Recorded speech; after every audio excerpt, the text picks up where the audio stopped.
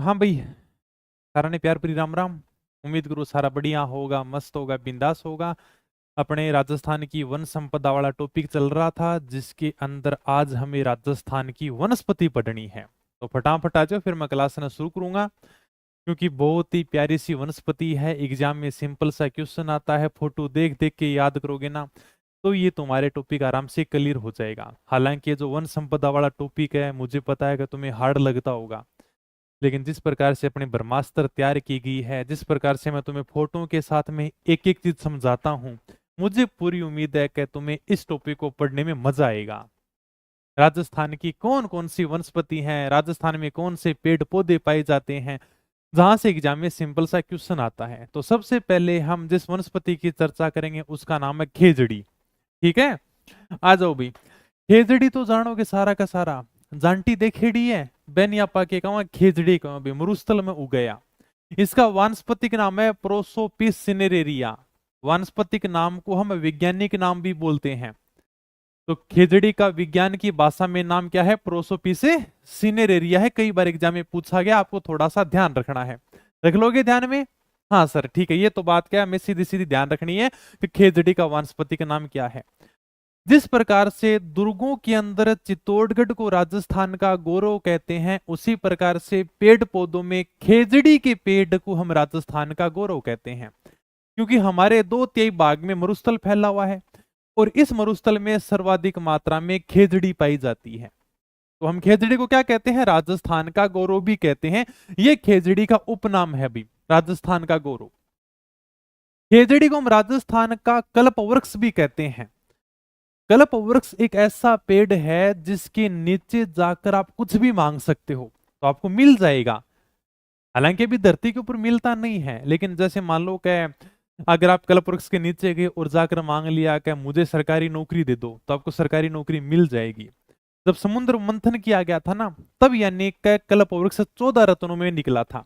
अभी कहते हैं कि वो स्वर्ग के ऊपर मिलता है पेड़, अभी तो नहीं है हालांकि, ठीक है, मंगलवास अजमेर में जरूर कहते हैं कि वो कल्प वृक्ष है। लेकिन ऐसा पेड़ होता है कल्प वृक्ष जिसके नीचे आप जाकर कुछ भी मांगो आपकी मनोकामना पूरी हो जाएगी। हमारे राजस्थान का जो कल्प वृक्ष है वो तो खेजड़ी का पेड़ ही है अभी। ठीक है, क्योंकि हमारे राजस्थान के अंदर जो आवश्यकताएं हैं उन सब की पूर्ति करता है। जैसे खेजड़ी के जो फल होते हैं उनको सांगरी कहते हैं, और जब सांगरी सूख जाती है उसे क्या कहते हैं? खोखा। खेजड़ी की पत्तियां होती हैं वो लूंग कहलाती हैं, जो हम बकरियों को ऊंटों को डालते हैं।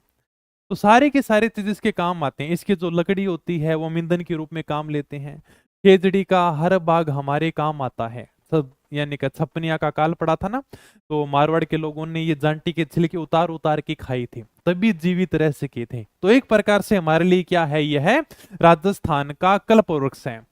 इसके अलावा इसका ग्रंथों में नाम मिलता है समी। खेजड़ी के जो पेड़ है उसका ग्रंथों में नाम मिलता समी। कहते कि महाभारत के समय जब पांडव अज्ञातवास के लिए जा रहे थे, उन्होंने अपने अस्त्र शस्त्र समी के पेड़ पर छिपाए थे, ऐसा हमें ग्रंथों में प्रमाण मिलता है। और समी नाम हमें खेजड़ी का ही मिलता है, तो खेजड़ी के पेड़ को ग्रंथों में समी के नाम से जाना जाता है। खेजड़ी के पेड़ की पूजा हम विजयादशमी के दिन करते हैं, जिस दिन रावण का वध हुआ था। ओके, ये अपने को नॉर्मल से सारे के सारे नाम ध्यान रखने हैं। इसको राजस्थान का गौरव भी कहते हैं, इसे हम समी कहते हैं ग्रंथों के अंदर। राजस्थान का कल्पवृक्ष भी ऐसा पेड़ है जो राजस्थान की सब मनोकामनाएं पूरी कर देता है। इसका हर भाग काम आता है, इसकी लकड़ियां काम आती हैं, इसकी पत्तियां काम आती हैं, इसके फल काम आते हैं, इसके छिलके काम आते हैं। तो ये हमारे लिए राजस्थान का कल्पवृक्ष है। इसको जांटी भी कहते हैं, अभी राजस्थानी भाषा में अपने इसको जांटी भी बोलते हैं और सिमलो भी बोलते हैं। ठीक है, राजस्थानी भाषा में इसका नाम है सिमलो, और जांटी आप नॉर्मल सब जांटी का, वहां हम तो खेजड़ी कहते नहीं, हम तो जांटी बोलते हैं इसको। ठीक है, और सबसे बड़ी जो बात है, ये राजस्थान का राज्य वृक्ष है। 31 अक्टूबर 1983 को खेजड़ी के पेड़ को राजस्थान का राज्य वृक्ष घोषित किया गया था। रीट के अंदर ये सवाल बन सकता है, नॉर्मल सा पूछ सकते हैं कि खेजड़ी के पेड़ को राजस्थान का राज्य वृक्ष कब घोषित किया गया था। या राजस्थान का राज्य वृक्ष क्या है? खेजड़ी का पेड़ है। ओके, मॉडल पेपर तैयार कर रहे हैं ना यार, ऑनलाइन निकाल दिया पुलिस वालों के लिए। संगरिया नहीं कहते, सांगरी कहते हैं। संगरिया तो एक जगह हनुमानगढ़ में, सांगरिया है वो, संगरिया भी नहीं है। ठीक है, अरे सांगरी क्या वहां, ते तो वास्तव में शहर वाला टाबर हो, संगरिया नहीं बोलते। इसकी जो पत्तियां होती है ना, इनको बोलते हैं लूम या लूंग। कभी एग्जामिनर लूम दे देता है, कभी लूंग दे देता है। इसके जो फल होते हैं ना, उनको कहते हैं सांगरी। और जब ये सांगरी सूख जाती है ना, उनको कहते हैं खोखा। एक दिखाएड़ा है के इतना पेड़ को ऊपर उतार उतार की सांगरी, ये देख लो। और मैंने ब्रह्मास्त्र में फोटो भी लगा रखी है, क्योंकि शहर वाले बच्चों को बताना पड़ता है कि सांगरी इस प्रकार की होती है। और जब ये सूख जाएंगी ना, इनको क्या कहेंगे, खोखा कहेंगे। क्या हमारे मारवाड़ शेखावाटी में चाहे गर्मी हो या सर्दी, वहां के लोग बाजरे की रोटी और सांगरी की सब्जी बनाते हैं। फिक्स है, गर्मियां के अंदर भी बाजरे की रोटी, सर्दियां के अंदर भी बाजरे की रोटी। गेहूं की रोटी तो घराड़ा जिद बनाता, जिद घर में कोई मेहमान आ जातो, गेहूं की रोटी बनाता, साथ में मीठे के रूप में खांड भी देता।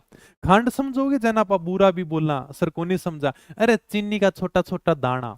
तो गेहूं की रोटी बनाता और चीनी का छोटा छोटा दाना जन खांड का माना वह भी देता। क्या लेकिन आजकल बाजरे की रोटी और सांगरी की जो सब्जी है ना, वो वीआईपी लोग खाते हैं, जिनके पास में अच्छे पैसे होते हैं। पहले तो क्या होता, मारवाड़ में शेखावटी में देख लो, पहले यानी कि फिक्स हो बाजरे की रोटी सांगरी की सब्जी। लेकिन आजकल ब्याह शादी में सांगरी की सब्जी बनाओ, देखो कितनी बड़ी बात है कि ब्याह शादी में सांगरी की सब्जी बनाते हैं। जयपुर में चौखी ढाणी नाम से रेस्टोरेंट भी है, उसमें लोग सांगरी की सब्जी और बाजरे की रोटी खाने के लिए जाते हैं। बताओ। और आठे गांवों के अंदर तो लोग धा बजावे हैं, फिर भी घर का कहना खानी तो बाजरे की रोटी पड़ेगी क्या, सांगरी की सब्जी खानी पड़ेगी क्या। और वहां पर आजकल ब्याह शादी में चाव से बनाते हैं, और लोग बड़े चाव से खाते हैं, और सांगरी की सब्जी बना रखी है, बाजरे की रोटी है। तो वहां पर लोग जाते हैं चौखी डाणी के अंदर।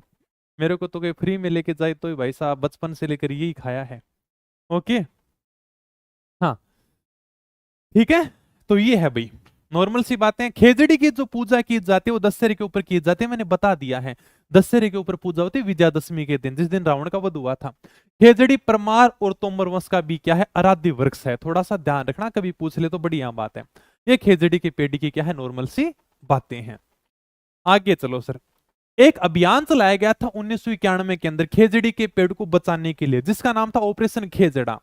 देखो खेजड़ी के पेड़ों को बचाने के लिए 1991 के अंदर ऑपरेशन खेजड़ा चलाया गया था। इसका उद्देश्य यह था कि मरुस्थल के प्रसार को रोका जाए, यानी कि अगर मरुस्थल की भूमि के ऊपर खेजड़ी के पेड़ होंगे तो मरुस्थल आगे नहीं बढ़ेगा। खेजड़ी के पेड़ कहां पर उगते हैं सर, मरुस्थल की भूमि के ऊपर उगते हैं। तो हम जितना ज्यादा खेजड़ी के पेड़ लगाएंगे ना, तो हम क्या करेंगे, मरुस्थल के प्रसार को रोक सकेंगे। क्या तो मरुस्थल के प्रसार को रोकने के लिए खेजड़ी के पेड़ों को बढ़ावा देने के लिए सरकार के द्वारा 1991 में ऑपरेशन खेजड़ा चलाया गया था। रख लोगे ध्यान में, ठीक है सर, नॉर्मल सी बात है। उत्तराखंड में भागीरथी नदी के ऊपर एक बांध बना हुआ जिसका नाम है टिहरी बांध। आप ये फोटो देख सकते हो, उत्तराखंड में भागीरथी नदी के ऊपर ये बांध बना हुआ जिसका नाम है टिहरी बांध। जब इस बांध को बनाया जा रहा था ना, तब स्थानीय लोगों ने इसका विरोध किया। स्थानीय लोगों ने कहा कि अगर आप बांध का निर्माण करोगे तो आसपास के जो पेड़ पौधे हैं, आसपास के जो वनस्पति हैं, उनको काट दोगे, जितने भी पेड़ पौधे हैं सब यानी कि समाप्त हो जाएंगे। क्या अब देखो, बांध का निर्माण करना है तो आसपास के जो पेड़ पौधे उनको समाप्त करना पड़ेगा। यहाँ के लोगों ने कहा कि हम आपको पेड़ पौधे नहीं काटने देंगे। इसलिए सुंदरलाल बहुगुणा के नेतृत्व में पेड़ पौधों को बचाने के लिए लोग उनसे जाकर चिपक गए थे। ये अपने सुंदरलाल बहुगुणा है, इन्होंने पेड़ों को बचाने के लिए, कि हम इस बांध का निर्माण नहीं होने देंगे, हम हमारी वनस्पति को नष्ट नहीं करने देंगे। तो यहाँ के लोग इनके नेतृत्व में पेड़ों के जाकर चिपक गए। इसलिए इस आंदोलन का नाम ही पड़ गया चिपको आंदोलन। और ये जो चिपको आंदोलन था ना, इसका जो प्रेरणा स्रोत रहा है वो खेजड़ी का पेड़ रहा है। क्योंकि हमने मारवाड़ के इतिहास में पढ़ा था कि खेजड़ी के पेड़ों को बचाने के लिए 1730 में अमृता देवी बिश्नोई के नेतृत्व में 363 लोगों ने पेड़ों से चिपककर जान दे दी थी। ये बात हमने पढ़ी थी मारवाड़ के इतिहास में, मारवाड़ के शासक अभय सिंह के काल में। तो मारवाड़ के लोगों ने खेजड़ी के पेड़ों को बचाने के लिए अपने प्राण न्यौछावर कर दिए थे। उसी प्रकार से सुंदरलाल बहुगुणा ने कहा हम भी पेड़ों को बचाने के लिए उनसे जाकर चिपक जाएंगे। क्या तो ये कहा जाता है कि जो सुंदरलाल बहुगुणा के नेतृत्व में 1973 में चिपको आंदोलन चलाया गया था ना, उसका जो प्रेरणा स्रोत रहा था, इन लोगों ने जो प्रेरणा ली थी ना, वो खेजड़ी की पेड़ से ली थी। कि जिस प्रकार से मारवाड़ के लोगों ने अमृता देवी बिश्नोई के नेतृत्व के अंदर और पेड़ों को बचाने के लिए खेजड़ी से जाकर चिपक गए थे, हम भी उसी प्रकार से पेड़ों के जाकर चिपक जाएंगे। क्या तो ये सुंदरलाल बहुगुणा ने टिहरी बांध बना उत्तराखंड में भागीरथी नदी के ऊपर। इसको लेकर 1973 में चिपको आंदोलन चलाया था कि हम इस बांध का निर्माण नहीं होने देंगे, और ये जो आसपास में आपको वनस्पति है, पेड़ पौधे दिखाई दे रहे हैं, हम इनको नष्ट नहीं करने देंगे। तो चिपको आंदोलन चलाया गया था सुंदरलाल बहुगुणा के नेतृत्व में, जिसमें खेजड़ी वृक्ष को इस आंदोलन का प्रेरणा स्रोत मानते हैं। इन लोगों को प्रेरणा कहां से मिली थी? इन लोगों को प्रेरणा मिली थी खेजड़ी के पेड़ से। ठीक है, तो बस इसी के साथ में अपनी जो पहली वनस्पति है, जो अपना पहला पेड़ है खेजड़ी, कंप्लीट हो जाता है, जो राजस्थान का राज्य वृक्ष है। अब मैं आपको दिखाता हूं दूसरा पेड़, जिसका नाम है रोइडा। रोइडे का पेड़ देख लो भी आराम से। ये हमारे सामने जो फोटो दिखाई दे रही है किताब में, सेम टू सेम यही फोटो है, ये रोइडे के पेड़ की है। जब हम रोइडे के पेड़ को देखते हैं तो ऐसा लगता है यार, क्या मारवाड़ की भूमि के ऊपर सुंदर सा टीका लगा रखा है। हाँ, अरे डाउट हो तो वो भेज दिया करो, यहाँ पे नहीं पढ़ा जाता, ठीक है। अरे बर का दर्रा ब्यावर के अंदर ही है, नए जिलों के। गूगल वाला तो मत लाया करो, गूगल पे तुम सर्चिंग मत मारा करो, ठीक है। बरदर्रा ब्यावर में ही है, मध्य रावली का दर्रा है। और बता, कॉपी पेस्ट मत करो अब। तो हम जब रोइड के पेड़ को देखते हैं तो हमें लगता है यार, का मारवाड़ की भूमि के ऊपर सुंदर सा टीका लगा रखा है। हाँ, तुम्हारे 4th ग्रेड में है ये टॉपिक। इतना कॉपी पेस्ट मत करो, तुम्हें सिलेबस नहीं पता क्या वनस्पति अभयारण्य दे रखे हैं तुम्हारे टॉपिक में। पॉलिटी के 3-4 दिन और लगेंगे, बस हो गया। हाँ,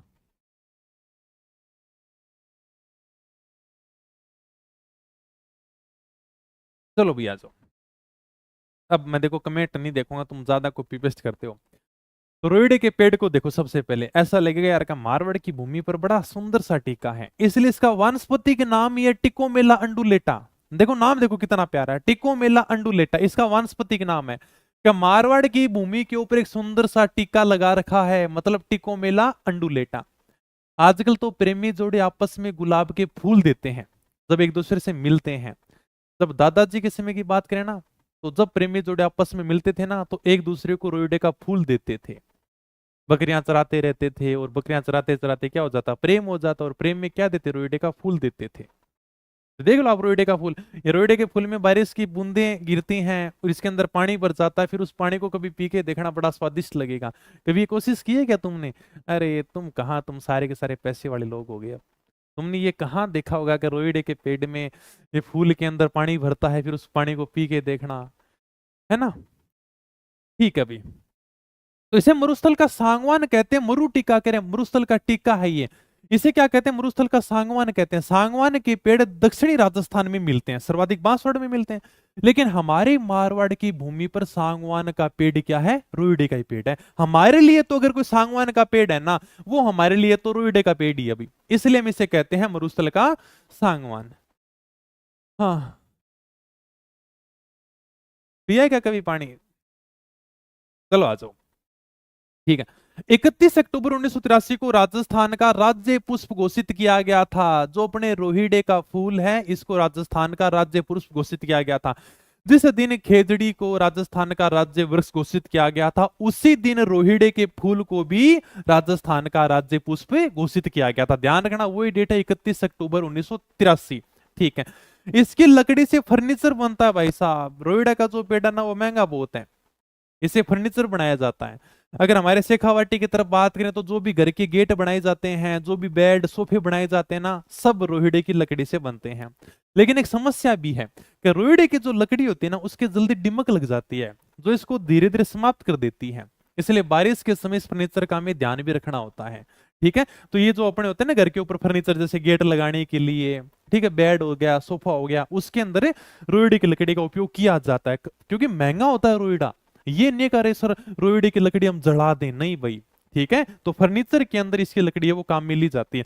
जैसे खेजड़ी क्या है ना, खेजड़ी तो क्या है कि अपन उसका उपयोग जलाने के लिए कर लेते हैं, चूल्हे में लकड़ी जला ली, अपने खाना वाना बना लिया। लेकिन रोइडा थोड़ा सा महंगा होता है। चलो सर आगे, बस हो गया कंप्लीट, और क्या इतनी बातें हैं। अगला जो वन उसका नाम है सालिया सालर वन। इसको क्या कहते हैं? बोसवालिया सेरा ताबी कहते हैं, बोसवालिया सेराता। सालवन भी बोल देते हैं इसको, सालरवन भी बोल देते हैं। कहां पर मिलेगा सर? अरावली की ढालों में, जहां पर 450 मीटर से अधिक ऊंचाई होगी ना, वहां पर ये वन पाए जाते हैं। फोटो देख लो, इस प्रकार से होता है साल या सालर वन। उपयोग क्या है? जो पैकिंग सामग्री के डिब्बे होते हैं ना, ये इस प्रकार से जो अपने सामान की पैकिंग करते हैं ना, जैसे मान लो आप कोई ऑनलाइन सामान मंगाते हो, तो इस प्रकार से जो डब्बे आते हैं, पैकिंग सामग्री के डब्बे, उनके अंदर ये सालर वन का प्रयोग किया जाता है। ये जो अपने माचिस की डब्बी बनती है ना, ठीक है, इसके अंदर भी सालर वन का प्रयोग किया जाता। तो ये भी थोड़ा सा ध्यान रखना, कर्मचारी चयन बोर्ड ने पूछ लिया था सालर वन का उपयोग क्या है। सालर वन मतलब भी पैकिंग सामग्री के डिब्बे बना सकते हैं, माचिस बना सकते हैं।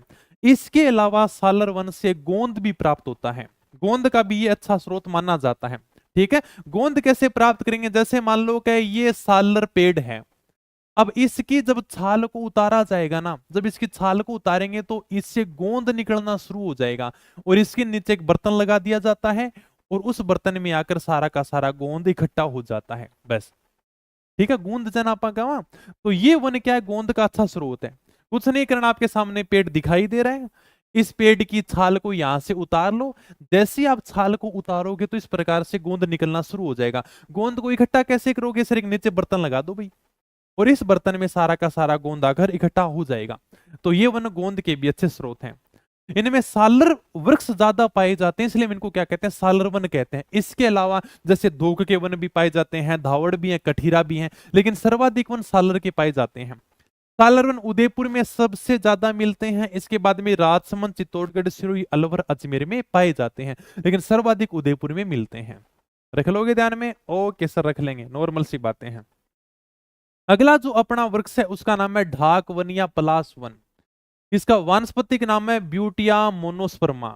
वास्तव में ये जो पेड़ है ना बहुत ब्यूटीफुल है, नाम से पता चल रहा है। ढाक वन या पलाश वन कैसा वन है सर, ब्यूटीफुल है, बहुत ही सुंदर है। देखो आप दूर से देखोगे तो ऐसा लगेगा यार का जंगल के अंदर आग लगी हुई है क्या, क्योंकि लाल रंग के फूल होते हैं, और जब हम इसे दूर से देखते हैं तो लगता है कि यार क्या जंगल के अंदर क्या लगी, आग लग गई, मतलब जंगल की ज्वाला, इसे हम कहते हैं फ्लेम ऑफ द फॉरेस्ट।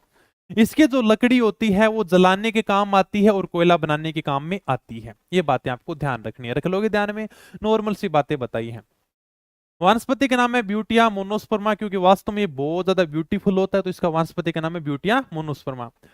लाल रंग के फूल होते हैं, रटने की जरूरत नहीं है, आप आराम से फोटो देख लो, देख लो आपके सामने लाल रंग के फूल दिखाई दे रहे हैं। और जब आप इस पेड़ को दूर से देखोगे तो ऐसा लगेगा यार का जंगल में तो आग लगी हुई है क्या, क्योंकि ऐसा लगेगा यार का लाल लाल अग्नि है क्या। ठीक है, तो जंगल की ज्वाला अंग्रेजी में बात करें तो फ्लेम ऑफ द फॉरेस्ट कहते हैं। उपयोग क्या, लकड़ी जलाने, कोयला बनाने के अंदर काम आता है। ये जो पेड़ है उन मैदानी और पठारी भागों में पाए जाते हैं जहां पर धरातल कठोर होगा, पथरीला होगा, कंकरीला होगा।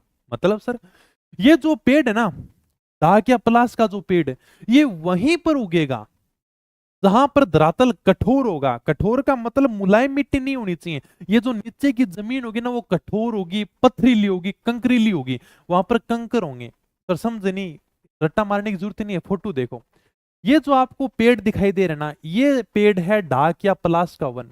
ये कहां पर उगा हुआ है, अगर आप फोटो ढंग से देखोगे ना तो ये उगा हुआ है पथरीली भूमि के ऊपर, जहां पर पत्थर हैं और नीचे की जो धरती वो कठोर है। सर आपको कैसे पता चला, पीछे अगर आप फोटो में देखोगे तो आपको पूरा का पूरा पहाड़ी इलाका देखने को मिलेगा, ये पीछे पहाड़ी है। और यहाँ पर देखोगे तो ये जो धरती ना पूरी की पूरी कठोर है। जहां पर पहाड़ी होती है, जहां पर पर्वत होता है ना, वहां की जमीन हमेशा में कठोर मिलती है, पथरीली मिलती है, मतलब पठारी भागों में देखने को मिलता है। जहां का धरातल कठोर होगा, पथरीला होगा, मतलब वहां पर कंकर पाए जाएंगे, वहीं पर ये पेड़ उगता है। हाँ क्या हो गया, कौन सी लुच्चा आदमी वाली कर दी है? हो सकता है तो बार बार मैं कॉपी पेस्ट कर रहा हूं तू। हाँ चलें आगे। कभी उस टीचर की बातें उधर की उधर करता है, उधर की इधर करता है, पढ़ने से मतलब है नहीं, इधर भी कॉपी पेस्ट कर रहा है। चलो आगे। अलाउद्दीनपुर, सिरोही, अलवर, अजमेर के अंदर ये पाए जाते हैं। ठीक है, तो राजसमंद, चित्तौड़गढ़ में इस प्रकार के वन सर्वाधिक पाए जाते हैं। कहां पर मिलेंगे, जहां पर पथरीली भूमि होगी, जहां का धरातल है, जहां की जमीन है वो कठोर होगी। ऐसी जमीन कहां पर मिलती है सर, राजसमंद में मिलती है, चित्तौड़गढ़ में मिलती है। वहां पर अगर आप जाओगे तो इसी प्रकार की जमीन मिलेगी, पथरीली भूमि मिलेगी। इसके अलावा उदयपुर, सिरोही में चले जाना, वहां पर भी वन पाए जाते हैं, और अलवर, अजमेर में भी आपको ये देखने को मिल जाएंगे। ठीक है, तो ये अपना जो वन है इसका नाम है ढाक या पलाश वन। रख लेंगे सर, बहुत ही प्यारा सा वन है, रट्टा मारने की जरूरत ही नहीं है। अरे एक बात बताओ, क्या चीज याद करने की जरूरत है, देखो एक एक चीज समझो। मतलब इतनी प्यारी किताब है, एक एक चीज आपके सामने फोटो में दे रखी है, ताकि रट्टा मारो ही मत है। हम तो रट्टा मार देते, अच्छा जंगल की ज्वाला कहते हैं, फ्लेम ऑफ द फॉरेस्ट कहते हैं, मन में सोचते यार क्या कैसा दिखता होगा ये पेड़ है। क्योंकि रट्टा ही तो मारे थे। अरे आजकल तो इतनी डिजिटल चीजें आ गई, तुम हर चीज को सामने देखो, यार कैसा दिखता होगा। डाक या पलास का वन है, इसका वानस्पतिक नाम है ब्यूटिया मोनोस्पर्मा का, वास्तव में बहुत ज्यादा ब्यूटीफुल है, बहुत ज्यादा सुंदर है। लाल रंग के फूल हैं, खुद देख लो फोटो में आपके सामने किस प्रकार के फूल दिखाई दे रहे हैं, सर लाल रंग के दिखाई दे रहे हैं। अब दूर से देखोगे तो ऐसा लगेगा यार कि जंगल में आग लगी हुई है, तो हम इसे कहते हैं जंगल की ज्वाला या फ्लेम ऑफ द फॉरेस्ट। इसके जो लकड़ी होगी वो जलाने के काम आती है, कोयला बनाने के काम आती है, क्योंकि अग्नि के रूप में दिखाई देता है तो लकड़ी जलाने के काम आती है, और जब लकड़ी जल जाएगी तो उसका कोयला बन जाएगा। उन मैदानी वो पठारी भागों में पाए जाते हैं जहां धरातल कठोर व पथरीला होगा। याद करने की जरूरत नहीं है, फोटो देखो, ये आपके सामने डाक या पलास का पेड़ लगा हुआ है। अगर आप ये देखोगे तो कहां पर उगा हुआ, सर पथरीली भूमि के ऊपर लगा हुआ, नीचे धरती वो बिल्कुल कठोर है, पीछे आपको पर्वत दिखाई दे रहा है, चट्टान दिखाई दे रही है, मतलब कंकरीली भूमि दिखाई देगी आपको। राजसमंद चित्तौड़गढ़ वहीं पर मिलेगा जहां पर पथरीली भूमियों की धरातल नीचे की जमीन कठोर होगी। अब मरुस्थल में तो उगेगा नहीं, क्योंकि मरुस्थल में तो इतनी कठोर भूमि है नहीं, हमारे शेखावाटी में नहीं है। अगर आप राजसमंद चित्तौड़गढ़ में आओगे तो इस प्रकार की आपको पहाड़ी भूमि देखने को मिलेगी, तो वहां पर उगते हैं। उदयपुर सिरोही भी आपको पता है यार का पर्वतीय क्षेत्र है, तो उदयपुर के अंदर भी इसी प्रकार की चट्टानें पाई जाती हैं। इसके अलावा अलवर अजमेर में भी यह पाया जाता है, तो इन जिलों में यह पाया जाएगा। बताओ कितनी प्यारी बात है, क्या रट्टा मारने की जरूरत है। अगला जो वन है वो आ गया अपने चंदन के वन, जो हल्दी घाटी और नाथद्वारा में पाए जाते हैं। नाथद्वारा मतलब राजसमंद में मिलते हैं। चंदन के जो पेड़ तो थोड़े से महंगे होते हैं। इस प्रकार से आपके सामने जो फोटो दिखाई दे रही है ना, ये चंदन के पेड़ों की फोटो दिखाई दे रही है। चंदन के पेड़ पर हमेशा सांप लिपटे रहते हैं। आपने कभी देखा चंदन के पेड़, इन चंदन के पेड़ों के ऊपर इस प्रकार से क्या लिपटे रहते हैं, सांप लिपटे रहते हैं। देख लो भाई फोटो, सांप लिपटा हुआ ना। तो ऐसी क्या विशेषता है कि चंदन के पेड़ पर सांप पाए जाते हैं, क्योंकि एक तो चंदन का पेड़ ठंडा होता है, और दूसरा चंदन के पेड़ से खुशबू आती है। चंदन का पेड़ ठंडा होता है, हम हमेशा क्या करते हैं कि चंदन का तिलक लगाते हैं। क्यों लगाते हैं, क्योंकि चंदन का पेड़ ठंडा होता है। हम इसलिए माथे में चंदन का तिलक लगाते हैं ताकि हमारा जो दिमाग है ना वो ठंडा रहे, हमें गुस्सा नहीं आए। इसलिए आप कभी देखना जो साधु महात्मा होते हैं ना, वो हमेशा क्या करते हैं, जो साधु महात्मा होते हैं वो हमेशा अपने माथे के ऊपर चंदन का तिलक लगा कर रखते हैं। जैसे प्रेमानंद जी महाराज को भी देखोगे तो उनका जो मस्तक होगा पूरा यानी कि चंदन से इस प्रकार से लिपटा हुआ होता है। तो चंदन के तिलक होते हैं इसलिए होते हैं ताकि जो दिमाग है वो जल्दी गर्म ना हो। ठीक है, साधु महात्मा का तो वैसे यानी कि दिमाग ठंडा होना चाहिए, तो चंदन का पेड़ होता है वो बहुत ही ठंडा होता है, और इसके ऊपर हमेशा सांप लिपटे रहते हैं, क्योंकि सांप को बहुत गर्मी लगती है। जैसे सांप को गर्मी लगती है ना, अपने बिल से बाहर आ जाता है, और रात को क्या करता है, बिल में चला जाता है। जैसे मान लो कि रात को गर्मी ज्यादा होगी, उमस ज्यादा होगी, तो गर्मी सहन नहीं कर पाएगा और बाहर निकल आएगा। सांप को गर्मी ज्यादा लगती है, तो उस ठंड को प्राप्त करने के लिए वह चंदन के पेड़ से लिपटा रहता है। दूसरा, चंदन के पेड़ से खुशबू बहुत आती है। अब ये तो है नहीं कि यार का सांप के नाक होती है और वो खुशबू का आनंद लेता है, नहीं, सांप के नाक नहीं होती, सांप के कान नहीं होते। आपने कभी सांप देखा होगा तो वो बार बार में अपनी जीभ को बाहर निकालता रहता है, उस जीभ के द्वारा ही वो खुशबू को महसूस करता है। ठीक है, फिर ये थोड़ा सा मैंने नोट लगा कर लिखा है, देखना थोड़ा आराम से। इसमें क्या लिखा कि सांगवान के जो वन है, रोहिड़े के वन है, सालर और शीशम के जो वन है, उनसे हमें इमारती लकड़ी प्राप्त होती है। ये बात आपको ध्यान रखना, एग्जाम में सिंपल सा पूछ लेगा कि कौन से वन है जो इमारती लकड़ी के काम आते हैं और कौन से वन है जो जलाने के काम आते हैं। तो ये अपने को ध्यान रखना है। इसमें आपको ध्यान रखना है कि सांगवान के वन, रोईडा का वन, मैंने अभी बताया कि रोईडा का वन महंगा आता है, सांगवान का वन भी महंगा होता है। सालर और शीशम के जो वन है उनसे इमारती लकड़ी प्राप्त की जाती है, मतलब इमारती लकड़ी से हम घर का फर्नीचर बनाते हैं। घर का कोई बेड हो गया, सोफा हो गया, कोई जैसे मान लो खिड़कियां बनानी है, दरवाजा बनाना है, तो वो सब इन वनों से बनाई जाती हैं। तो ये सारे के सारे इमारती लकड़ी वाले पेड़ हैं। इसके अलावा जो धोकड़ा के पेड़ हैं, खेर, बबूल, ठीक है, बबूल एक प्रकार से किंकरी है, तो मतलब चारकोल लकड़ी का कोयला होता है।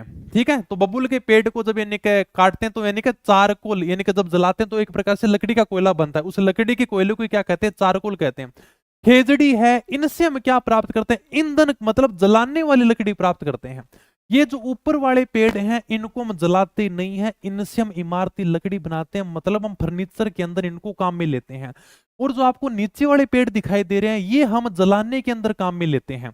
इनसे क्या करते हैं, जलाने वाली लकड़ी काम में लेते हैं, मतलब ईंधन के रूप में जलाने वाली लकड़ी प्राप्त होती है। कौन कौन से हैं, दोकड़े का पेड़ हो गया, खैर हो गया, बबूल यानी कि चारकोल भी कहते हैं। ठीक है, जब यानी कि लकड़ी का कोयला प्राप्त हो जाता है उसे चारकोल कहते हैं। और जैसे खेजड़ी मैंने जांटी बताया है, तो इनसे जो हमें लकड़ी मिलेगी वो हम जलाने के अंदर काम मिलेंगे, समझ जाओगे।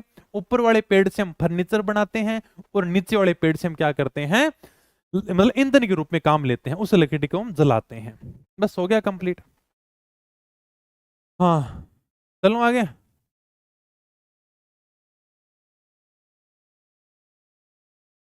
चलो वे, चलो आगे, ठीक है। अगला जो पेड़ है उसका नाम है बांस। बांस को क्या कहते हैं, आदिवासियों का हरा सोना कहते हैं भाई। सर्वाधिक बांसवाड़ा और उदयपुर में पाया जाता है, इसके अलावा चित्तौड़गढ़ कोटा में भी हमें देखने को मिलता है। बांस जो पेड़ है ना, वो विश्व के अंदर कहते हैं कि सबसे ज्यादा तेजी से बढ़ने वाली घास है, बहुत तेजी से ग्रो करती है। बांस के पेड़ होते हैं ना, ये देख लो, पुलिस वाले हमेशा जो हाथ में डंडा रखते हैं ना, वो बांस का डंडा होता है। देख लो, इस प्रकार से होते हैं बांस के पेड़, बहुत यानी कि बहुत तेजी से ऊपर बढ़ता है ये, ठीक है। और इन्हें बांस की लकड़ी आपने देखी होगी, बांस की सीढ़ी भी बनाई जाती है, बांस के डंडे भी होते हैं। तो यही है बांस, जैन आप अंग्रेजी में बम्बू भी बोलना है, ठीक है, तो ये बांस ही है। तो आदिवासियों का हरा सोना कहते हैं, सर्वाधिक बांसवाड़ा, उदयपुर, चित्तौड़गढ़, कोटा जिलों के अंदर ये पाया जाता है। ये एक प्रकार से घास है जो विश्व में सबसे ज्यादा तेज बढ़ने वाली घास है, मतलब ये ग्रो बहुत जल्दी करती है, जल्दी जल्दी आगे बढ़ती है। हाँ, क्या हो गया?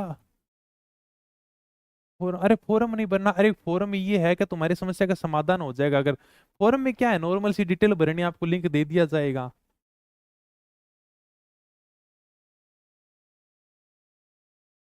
चलो आगे। तो देख लिया आपने, बांस का पेड़ आदिवासियों का हरा सोना कहते हैं, बांसवाड़ा, उदयपुर, चित्तौड़गढ़, कोटा में ये पाया जाता है सबसे ज्यादा, विश्व की सर्वाधिक तेज बढ़ने वाली घास है, ठीक है। आपने देखा ही होगा बांस का पेड़ तो। कम सर जी, चलो बढ़िया, बधाई हो, आ जाओ आगे।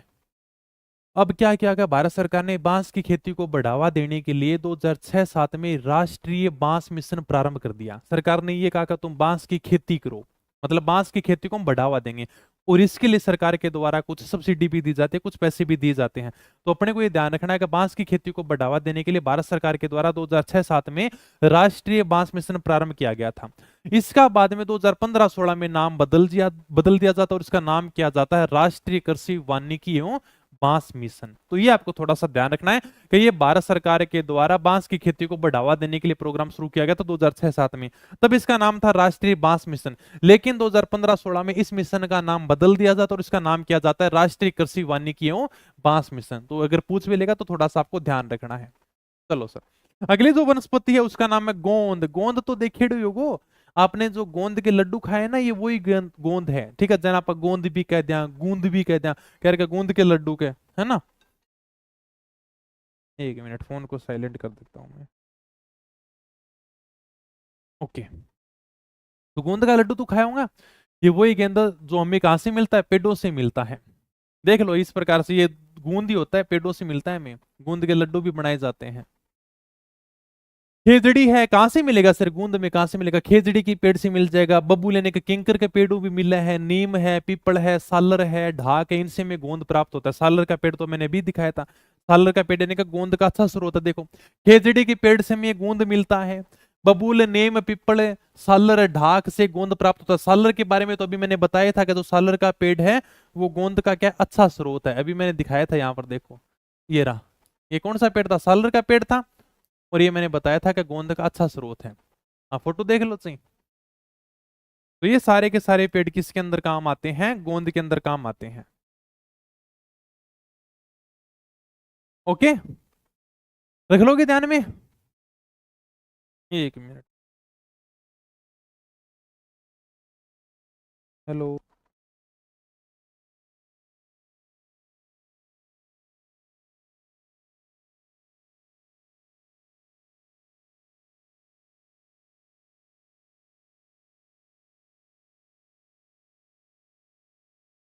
एक मिनट, फोन आ गया था, हाँ। चलो आगे। तो ये सारे के सारे जो पेड़ हैं वो गोंद खाता स्रोत है, जिनसे हमें गोंद मिलता है। बस इतना सा आपको ध्यान रखना है। और चौहटन बाड़मेर के अंदर है, ये गोंद उत्पादन के लिए प्रसिद्ध है भाई, ठीक है। सिंपल सा पूछ लेगा, गोंद उत्पादन के लिए कौन सा स्थान प्रसिद्ध है, चौहटन कहां पर है, ये बाड़मेर के अंदर। ये जो स्थान है वो गोंद के उत्पादन के लिए फेमस है भाई। अगले जो अपने एक प्रकार से झाड़ी है, वनस्पति, उसका नाम है आंवड़। आपने सुना होगा, आंवड़ एक झाड़ी होती है, मारवाड़ में पाई जाती है। हमने मारवाड़ के इतिहास में पढ़ा भी था कि मारवाड़ के राव जोधा और मेवाड़ के महाराणा कुंभा के मध्य आवड़ बावड़ की संधि होती है।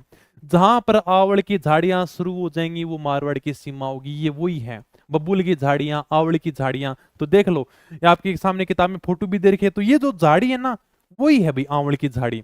इसका उपयोग यानी चमड़े को साफ करने के लिए किया जाता है।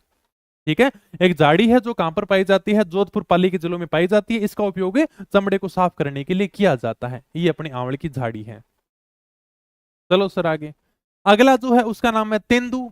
तेंदू का स्थानीय नाम है टिमरू, मतलब स्थानीय भाषा में इसको टिमरू कहा जाता है। और तेंदू के पत्तों से बीड़ी बनाई जाती है। तुम कोशिश मत करना कि सर हम भी बीड़ी बना लेगा, नहीं।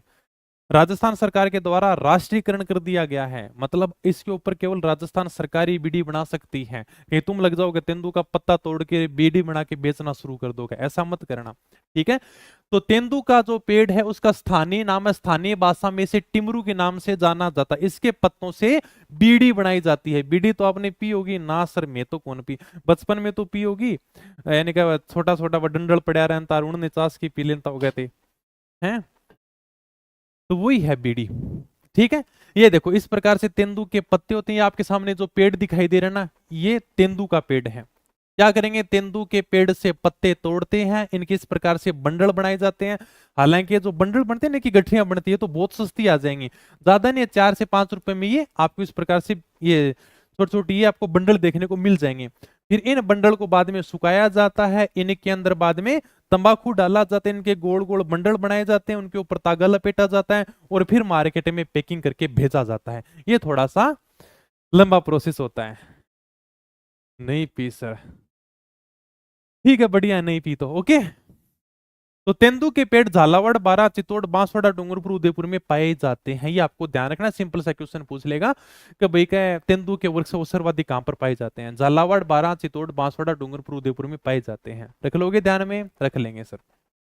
तो तेंदू का स्थानीय नाम टिमरू है। स्थानीय भाषा में जो स्थानीय लोग हैं वो इसको टिमरू के नाम से जानते हैं। ठीक है, जैसे गांव में नहीं होता क्या भी, कितना ही बड़ा आदमी हो लेकिन गांव में उसको अलग नाम से जानते हैं। जैसे होगा भी का तू तेरे जगह बहुत बड़ा आदमी होगा, लेकिन गांव में तो तुझे कालिया बोलते हैं, धोलिया बोलते हैं। उसी प्रकार से हो सकता है तेंदू का कुछ भी नाम हो, लेकिन गांव में तो उसे टिमरू टिमरू बोलते हैं कि यार ये तो हमारा टिमरू है क्या। तो स्थानीय नाम इसका टिमरू है, पत्तों से बीड़ी बनाने का काम लेते हैं। मयूर बीड़ी का कारखाना, जो सरकारी कारखाना कहां पर है, टोंक में है भाई। मयूर बीड़ी आती है, बड़ी फेमस बीड़ी आती है। सरकारी कारखाना मतलब सरकार का कारखाना है, और ये सरकारी कारखाना कहां पर है, टोंक में है। ये देखो मयूर स्पेशलिस्ट बीड़ियां, मयूर की बीड़ियां आती है ना, वो यानी कि फेमस है। और ये सरकारी कारखाना कहां पर लगा हुआ है, टोंक में लगा हुआ है। ओके सर, और ये मैंने आपको बता ही दिया कि तेंदू के पत्ते का राष्ट्रीयकरण राजस्थान राज्य में 1974 में कर दिया गया था, जिसके तहत तेंदू पत्ते का व्यापार केवल राज्य सरकार ही कर सकती है। राष्ट्रीयकरण का मतलब है कि अब ये तेंदू के पत्ते के ऊपर राजस्थान सरकार का अधिकार है, और यह प्रक्रिया सरकार के द्वारा 1974 में शुरू की गई थी। ये नहीं कि तुम तेंदू का पत्ता तोड़ो और बीड़ी बना के बेचना शुरू कर दो, नहीं। ठीक है, इसके तहत अब तेंदू के पत्ते का व्यापार है वो केवल राजस्थान सरकार ही कर सकती है। बस इतनी सी बात है। अगला जो अपनी वनस्पति उसका नाम है खैर, जिसे अकेसिया कटेचू भी बोलते हैं। ये देख लो आपके सामने जो फोटो दिखाई दे रहे हैं ना, ये खैर के पेड़ की फोटो है। जो कथोड़ी जाति के लोग होते हैं वो क्या करते हैं, तने की छाल को उबाल कर हांडी प्रणाली के द्वारा कत्था तैयार करते हैं। आपके सामने ये कत्थे का पेड़ दिखाई दे रहा होगा। आपने यार सुना होगा कत्थे का पेड़, ऐसा हो ही नहीं सकता, जिसे अपन खैर बोलते हैं। मीठा पान खाया है कभी, तो खाया होगा मीठा पान है, उसके ऊपर इस प्रकार से कत्था लगाते हैं, बस वही है ये। और वो जो कत्था होता है ना, वो इस खैर के पेड़ की छाल से प्राप्त किया जाता है। सर कैसे प्राप्त करते हैं, इस खैर के पेड़ की छाल को उतारा जाता है, उस छाल को हांडी में भरा जाता है। ठीक है, हांडी में भरा जाता है, इसमें पानी डालकर इसको गर्म किया जाता है। गर्म करने के बाद इसको दूसरे बर्तन में निकाल दिया जाता है। 24 घंटे तक इसको ठंडा होने के लिए रख देते हैं, फिर पानी डालते हैं और पानी के लिए कत्था बनाते हैं। तो ये थोड़ी सी लंबी प्रक्रिया होती है। अपने को केवल इतना ही ध्यान रखना है कि जो खैर होता है उसके अंदर कथोड़ी जाति के लोग तने की छाल से क्या करते हैं, हांडी प्रणाली के द्वारा कत्था तैयार करते हैं, और यह कत्था मीठे पान में काम आता है। ये आपने कभी देखा भी इस प्रकार से, यानी कि जब पान बनाते हैं ना तो इस प्रकार से कत्था लगाते हैं, बस वही है। अरे लिंक दिवा देंगे, लिंक आ जाएगा उसके अंदर। ठीक है, हाँ ये देख लो आपके सामने। तो ये आपके सामने क्या है, खैर का पेड़ है। इसके तने की छाल को उतारो। सर ये हमने तने की छाल को उतार लिया। इस छाल को हांडी में भर दो। सर हमने भर दिया।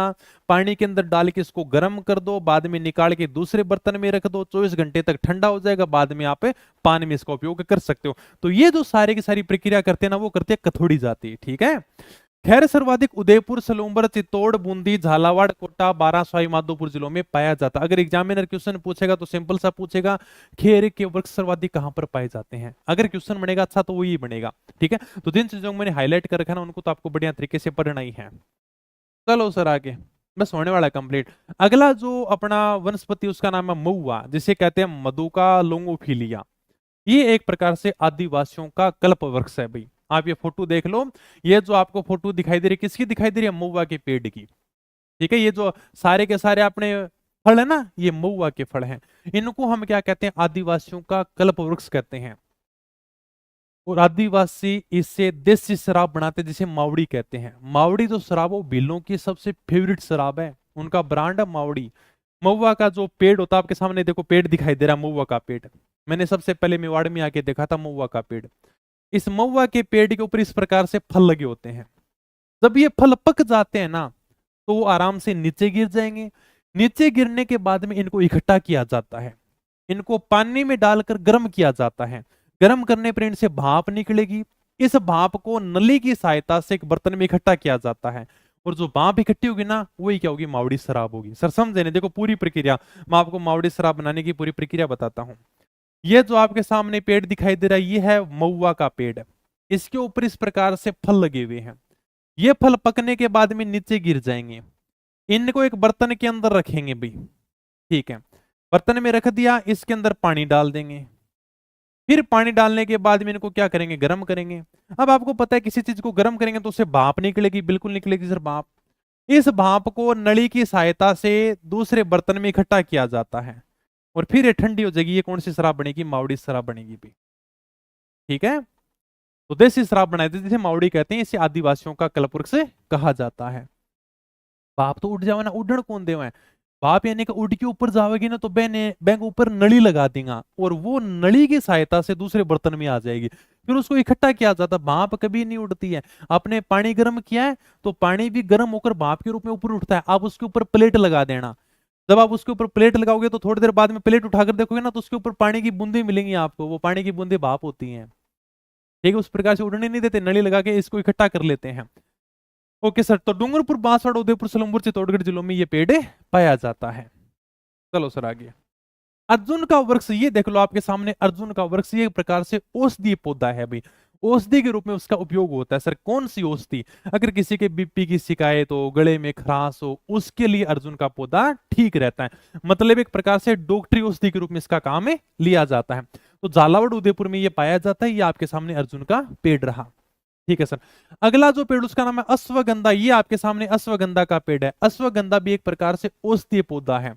अगर किसी का दिमाग कम चलता है, किसी के बाल झड़ते हैं, शरीर में जल्दी थकान आ जाती है, तो उसे अश्वगंधा का प्रयोग करना चाहिए। वाह सर, आप तो डॉक्टरी वाला गुण भी रखो।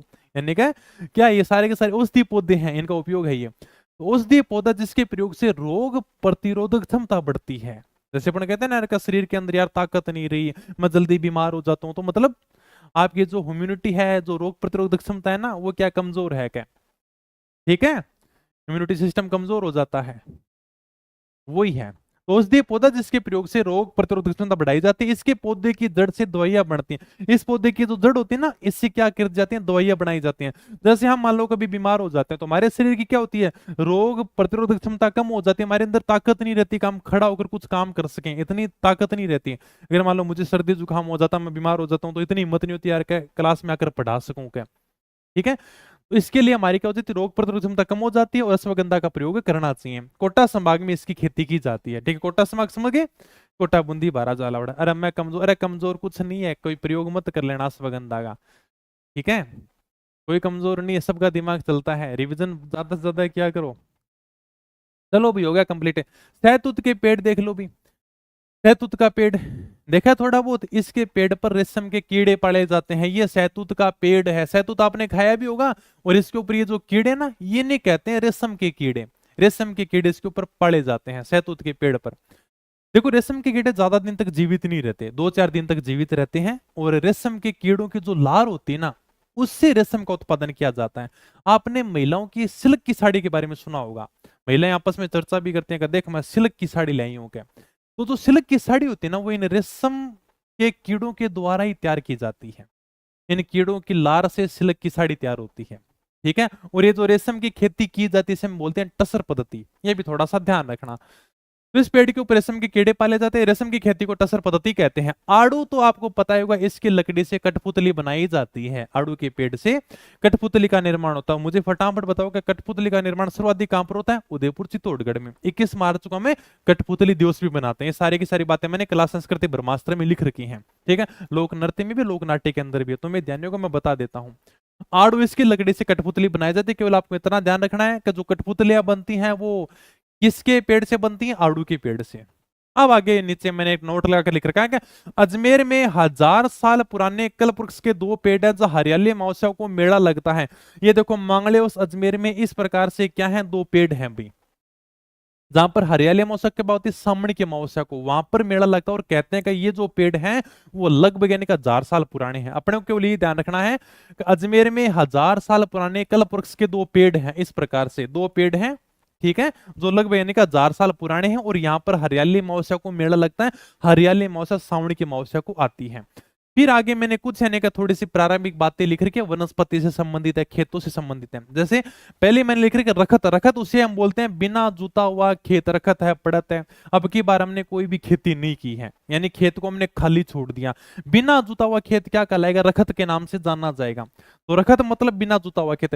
कांकड़, कांकड़ मतलब खेतों की जो सीमा होती है ना, वहां पर जो पेड़ लगे होते हैं उसे हम बोलते हैं कांकड़। जैसे मान लो शहरों के अंदर तो क्या होता है कि लड़का लड़की होटल में मिल लेते हैं, ठीक है। गांव में क्या होता है, गांव के अंदर कांकड़ में मिलते हैं। जब यानी कि गांव वाले पकड़ भी लेते हैं ना, तो बोलते हैं कि अरे ये तो मैं कांकड़ में मिले थे क्या। कांकड़ मतलब खेतों की सीमा होती है जहां पर पेड़ पौधे लगे होते हैं, और कांकड़ में कोई नहीं जाता, तो उनके लिए सुरक्षित जगह होती है गांव के अंदर, ठीक है। तो कांकड़ मतलब खेतों की सीमा जहां पर पेड़ पौधे लगे होते हैं, तो गांव वालों के लिए तो वही है भाई कांकड़। डांग और रुद्र वनों के संरक्षण से संबंधित है, मतलब ये जो चारों के चारों नाम है ना, ये वनों के संरक्षण से संबंधित है। डांग भूमि आपने सुना होगा, ठीक है। और ये रुद्र के बारे में मुझे पता नहीं, हालांकि मैंने पिछली बार पढ़ाया था ना, तब भी मैंने कहा था यार कि रुद्र के बारे में बताना, ये किससे संबंधित है। एग्जाम में एक बार पूछ लिया था कि रुद्र वो किससे संबंधित है, तो वनों के संरक्षण से संबंधित है। ये चारों के चारों जो नाम है, जैसे रखत मान लो कि बिना जुता हुआ खेत हो गया, कांकड़ आप समझ गए कि खेत की सीमा होती है जहां पर पेड़ पौधे लगे होते हैं, डांग और रुद्र, चारों के चारों जो नाम है वो वनों के संरक्षण से संबंधित है। इसी के साथ में अपनी वनस्पति हो जाती है कंप्लीट, ठीक है। बताओ ये टॉपिक समझ में आ गया? Okay sir. नहीं मिले हम तो कभी कांकड़ में, तुम जानते नहीं फिर कांकड़ क्या होता है। खेत की सीमा होती है कांकड़, जहां पर पेड़ पौधे लगे होते हैं, कोई नहीं जाता। आपने कभी सुना होगा गांव में, सुनना कांकड़ में मिले हमको ये दोनों का, कांकड़ में बैठे प्रेम मोहब्बत कर रहे थे। आजकल तुम क्या जानते हो, आजकल तुम्हारे सीसीटीवी फुटेज वायरल होते हैं, ठीक है। चलो फिर इसी के साथ में प्यारा सा टॉपिक था, साथ साथ में इसको याद कर लेना, और मिलेंगे फिर अपन नए टॉपिक में। तब तक धन्यवाद, थैंक यू, जय हिंद, जय भारत।